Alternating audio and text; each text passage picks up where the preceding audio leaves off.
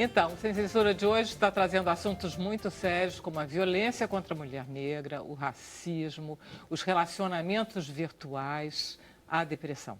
Vamos acabar um pouquinho, que a gente falou muito pouco sobre depressão e a depressão perpassa tudo isso. Esse isolamento, Adriana, quando você fala desconectar, a ideia é um pouco isso, quer dizer, como se esse isolamento levasse a uma depressão e se a gente desconectasse do celular, a gente conseguiria sair da depressão? Eu acho que você se reconecta, né, com o meio que você vive. Você passa a ter, a dar atenção às pessoas que estão à sua volta, ao ambiente que está à sua volta, né? Eu acho que tem essa coisa, as pessoas ficam ali, elas esquecem, vira um muro, né? Tem um muro de proteção em volta delas. Só você consegue se comunicar se você mandar mensagem para ela. A pessoa está do seu lado, você tem que falar pela mensagem com ela. Mas o que é depressão? Olha, só, uma coisa todo mundo conhece que é tristeza, e acho fundamental a gente conseguir fazer essa separação. Uma coisa é tristeza.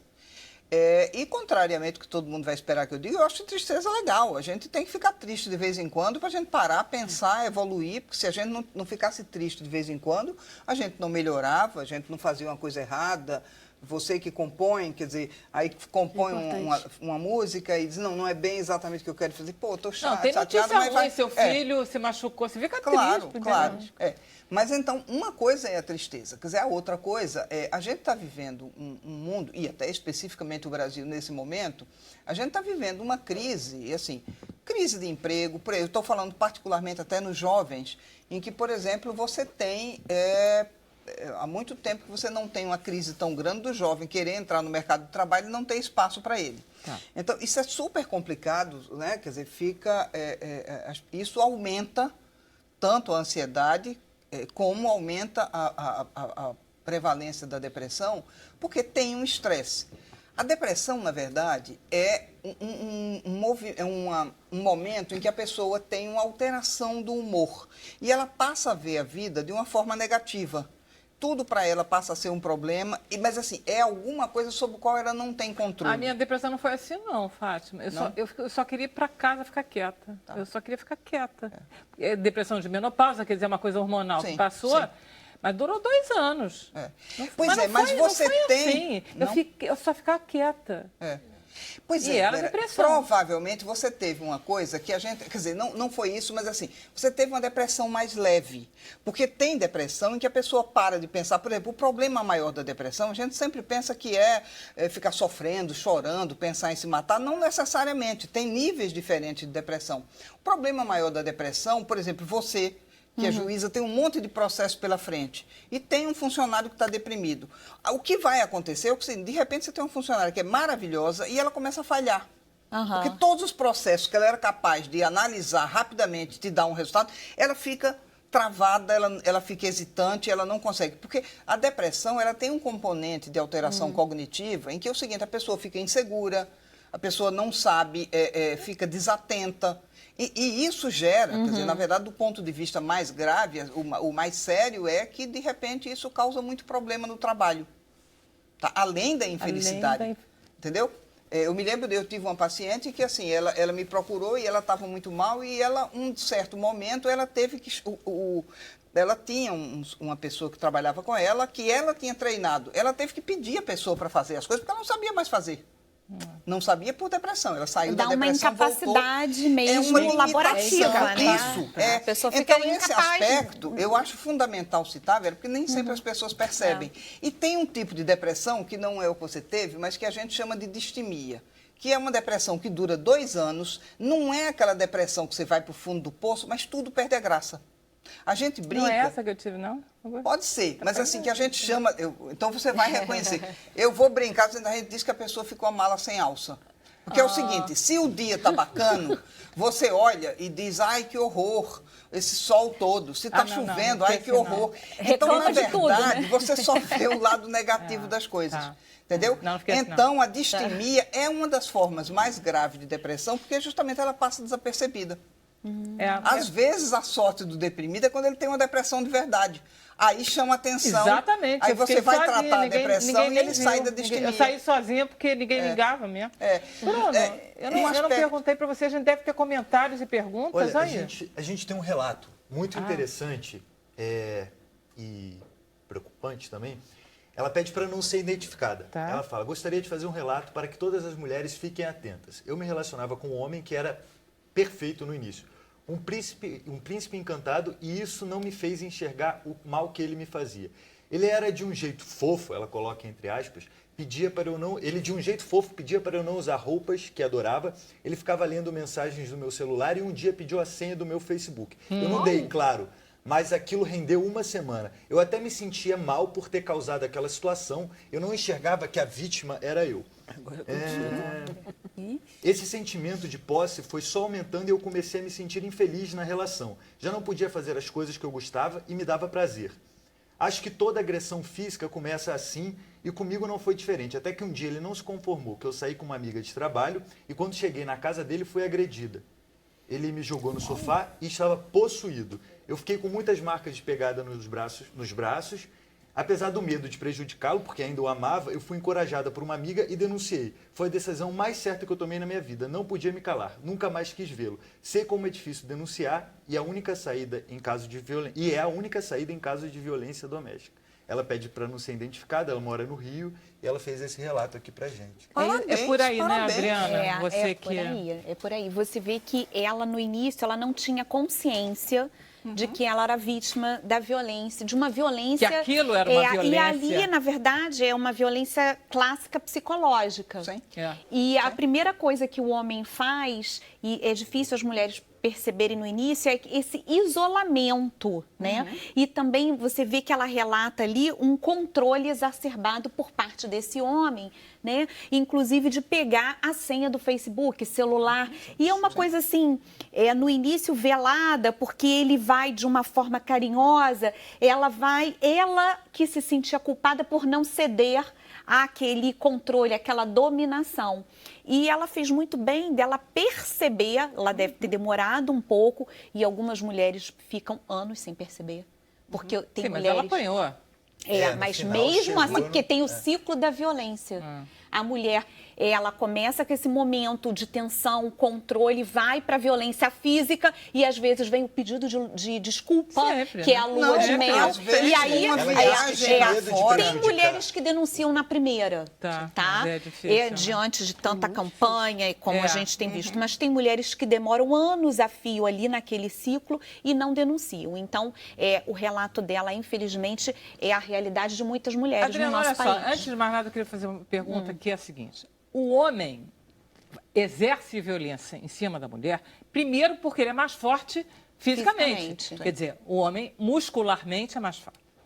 Então, quando a gente fica falando que tem uma manipulação, isso é uma outra coisa, porque tem uma manipulação psicológica. Sim. Ele não está sendo violento, ele está manipulando ainda. Isso é controle. As pessoas confundem Diferente, amor com porque- controle. Não, e a violência física, ela... Entendeu? Eu nunca vi ninguém mais fraco batendo mais forte. Porque verdade. o homem aí que você fala, esse homem ele é manipulador, mas existem muitas mulheres manipuladoras. Mas a violência física, de sair na pancada, você precisa ser mais forte que o outro. Mas a violência psicológica, entendida por nós como violência psicológica, é justamente porque ela passa da dimensão da manipulação. Tá aí fatores que não permitem que a mulher dê um ponto nessa situação. Então, tem aí os fatores econômicos, os emocionais, a relação com o familiar, os filhos. Então, ela percebe a manipulação, mas ela cai numa armadilha, ela não é isso? consegue... Como se fosse não consegue uma armadilha. mudar o processo. Então, por isso é também uma violência psicológica, porque não é a manipulação que em um momento você percebe e desmascara.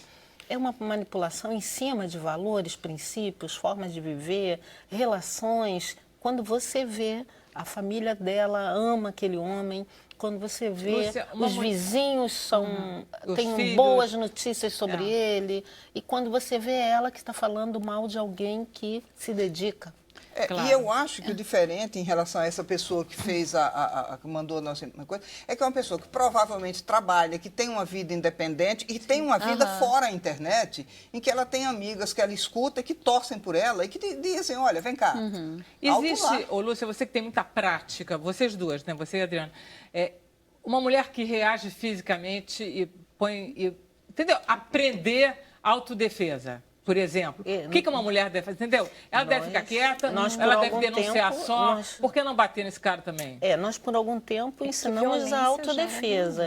Mas é muito difícil, porque numa situação de violência para alguém que tem uma complexidade física muito maior, tem a chance, a possibilidade de manipular instrumentos tipo faca, arma. Então é melhor não reagir. Não, eu acho que o melhor caminho, né, é a denúncia e não só a denúncia, proteção, e buscar os serviços de proteção à mulher. É importante falar isso, né, Lúcia, porque a gente tem os centros de referência que a gente sabe que estão vivendo uma situação complicada, né, econômico-financeiro, mas o importante é que essa mulher se empodere.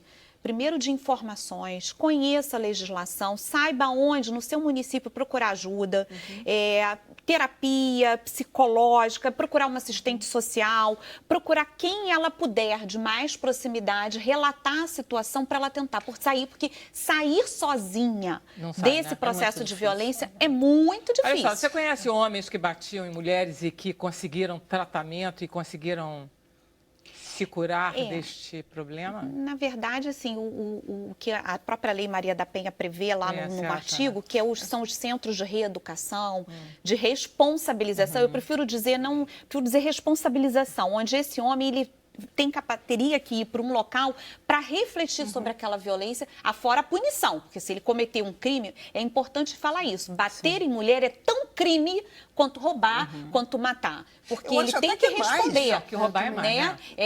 Mas é porque a gente tem que ter a concepção, porque tem do crime, do que é crime. Porque há pouco tempo atrás era costume, né, Lúcia? Não havia essa coisa de que é crime. Então, o homem cometeu um crime, ele tem que ser responsabilizado penalmente por aquilo. Homem que bate é homem que bateram nele também, não é? Em geral. Mas não necessariamente. Não necessariamente. Não, ele pode vir de um ambiente de violência, mas nada justifica a violência. Agora, tem homem que bate... Desculpe, Bruno, falar que o homem que bate... Eu não gosto de dizer essa palavra, porque dá a sensação que existe homens e mulheres um pouco adversários. E eu não acho que homens e mulheres são necessariamente adversários. Não, assim. mas não são. Mas o homem que bate... Mas o processo da violência, eu acho que é bom a gente pensar no processo da violência, não no processo de disputa. Não é aí a questão. A questão é que quando a gente fala de violência intrafamiliar, a violência entre homens e mulheres, o que nós estamos falando é de alguém que está com poder para.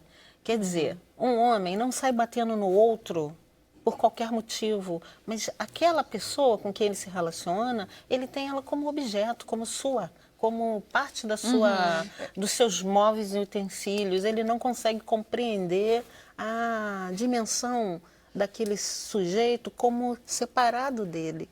Então, a sua ação é como um pai batendo numa criança, achando que pode, achando que deve, achando que está educando, achando que está controlando. Que está nos seus direitos. Então, não é uma briga entre homens e mulheres, é uma relação onde existe confiança, relacionamento íntimo, deveria existir respeito, direitos compartilhados, sonhos, e que se quebra a partir de uma postura violenta. E mais do que isso, no caso das mulheres negras, muito mais complexo, porque seu ambiente já é um ambiente onde a violência impera. Então, parece que já está naturalizado que aquela mulher, aquele tipo pode vivenciar esse processo. Então, antes de mais nada, é importante lembrar que não é uma ação de homens contra mulheres. Não é uma guerra de sexos, não é. Né? É, de fato, o exercício do poder masculino em relação às mulheres.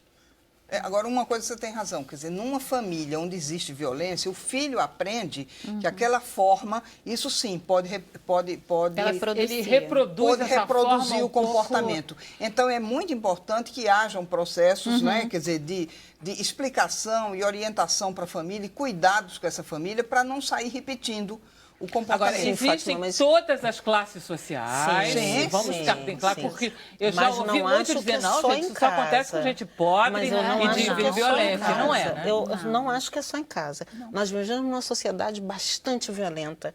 Tudo é resolvido. A primeira experiência que nós temos como mulheres negras é o Estado, a partir da presença da polícia, agindo com violência. Você Ah, tá, você tá contém uma falando pessoa, também daqui a da pouco você polícia. bate nela. Tá. Isso é uma ação pública. Como alguém que representa o Estado pode bater no cidadão? Como alguém que está ali para proteger. O cidadão bate no cidadão, né? Independente do seu crime, da sua situação. E me diga uma coisa, Depois Adriana, você tem uma escola violenta. As escolas também são violentas. Então, não é só o lar. As escolas estão A violentas relação. em que sentido? Peraí, diz as coisas. Não são violentas no sentido da porrada, mas são violentas no modo em que relacionam Desrespeito. os direitos de homens e mulheres. As os professores, as diretoras, a elas maneira desrespeitam? Não é que elas desrespeitam, batam. Não é isso que eu estou falando. Aliás, já bateram no passado. Estou falando de uma estrutura institucional onde não se cria relações de respeito entre os gêneros, não se cria relação de respeito entre os grupos. As instituições, do modo geral, também são assim. Eu Aí até a gente tenho estava uma falando de visão- violência doméstica, eu consigo ver mais claramente. Você jogou Não, a violência é para a sociedade essa inteira? ideia de que o homem violento aprendeu em casa é a mesma ideia que diz que foi a mulher que ensinou ele ao homem. a ser violento. Eu entendi. não acho isso. Eu acho que é uma interação na sociedade, em todos os espaços. Tá. Porque há homens que são violentos e suas famílias não exerciam essa Tá, violência. ok. Era né? essa a minha pergunta, É no isso, fundo. é isso. Então, outra coisa. Classes sociais, não tem problema Não nenhum. tem. A Tudo violência igual. doméstica não A tem idade, classe. vamos lá, Adriana, que você é representante, você é a teenager do grupo aqui. Batem gente jovem que nem... Com que nem... certeza, eu já vi histórias de pessoas que tinham mais nova que eu, que apanhou do Do namorado. namorado. Aí, claro, né? Teve um processo também. Realmente não foi assim, apanhou e se separou. Na teoria, isso você já imaginaria que a pessoa faria isso, né? Tem um Mas processo não, mas de juvenização da violência Não, e contra ela a mulher, demorou cada um vez tempo mais ainda jovem. até cair a Até ficha. cair a Que ela estava sendo vítima. Exatamente. Tá vendo? Tem um e aí, gap aí, aí. quando isso aconteceu, 6 meses depois, aí a pessoa denunciou. É verdade. Aí largou o namorado. Mas demorou, olha quanto tempo que demora. Olha só. Não, mas tudo bem, tudo bem. 6 meses não é um ano, tá bom. Denunciou, tá bom, uma é vida isso. inteira. Ela podia ter morrido nesses 6 meses, dependendo da violência. O que acontece é que, às vezes, muitas mulheres, inclusive, que são vítimas de feminicídio, não têm consciência que elas podem ser vítimas de um feminicídio. Elas podem morrer, então, elas né? ficam tolerando. E, algumas vezes, o homem que mata a mulher, ele nunca praticou uma violência física. Ele vai aos poucos. Por exemplo, a gente viu hoje mesmo no jornal, está uma O notícia de um assassinato de 2 filhos Dois de uma filhos. mulher. A gente vê... Ele matou os 2 filhos Ele e matou se os matou. 2 filhos e se matou. Quer dizer, todos os dias os jornais veiculam notícias de assassinatos de mulheres e de seus filhos, enfim. Mas é importante que ela denunciou, claro, melhor 6 meses do que 1 ano, como você comentou, mas já é um tempo muito grande. Tem mulheres que morrem antes disso. Então, quer dizer, é importante que as mulheres, as jovens, tenham consciência de que não é... que no primeiro momento que vê um grito ou um ato de violência, pode não ser física, mas pode ser uma violência psicológica, que elas já se alertem. Por isso, programas como esse são importantes, porque tem muita gente assistindo, para que elas tenham consciência e tomem providências, busquem ajuda. Adriana, eu queria mesmo voltar, a gente vai para o intervalo, eu queria voltar falando com você, porque a mãe, ela tinha dado queixa, ela tinha pedido ajuda. Aí a gente tem que voltar um pouco, como é que a gente também, né, às vezes abandona essas pessoas. A gente vai para o mais intervalo, na volta vai ser o último, tá? Sem censura, volta já.